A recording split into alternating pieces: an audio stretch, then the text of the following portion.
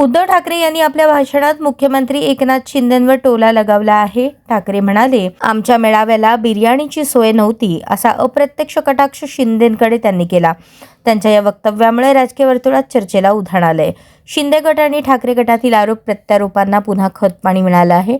ठाकरे यांच्या या टोल्यामुळे social मीडियावरही memes आणि चर्चांचा भडका उडाला आहे. आता शिंदे गटाकडून काय प्रत्युत्तर दिलं जातं याकडे सर्वांचं लक्ष लागलं आहे. वयोवृद्ध पण आले होते, महिला पण आल्या होत्या, आबालवृद्ध आले होते, स्वतःची चटणी भाकरी घेऊन आले होते. पण आपल्याकडे बिर्याणी वगैरेची अशी काही सोय नाहीये. जे येतात ते स्वकष्टाचं असतं. असे सगळे शिवसैनिक आलेले. पाऊस पडत असताना सुद्धा कोणी मागचा हल्ला नाही. एकतर शिवाजी पार्कला दरवाजे नाही आहेत, तसे बांधावरनं उडी मारली का माणूस बाहेर जाऊ शकतो. त्याच्यामुळे आलेल्याला कोंडून ठेवण्याची काही तशी आम्हाला गरज वाटली नाही कधी, जी इतरांना कदाचित वाटत असेल की भाषण सुरू झाल्यावरती दरवाजे बाहेरनं बंद करतात. तशी काय आम्हाला गरज तरी वाटली नाही.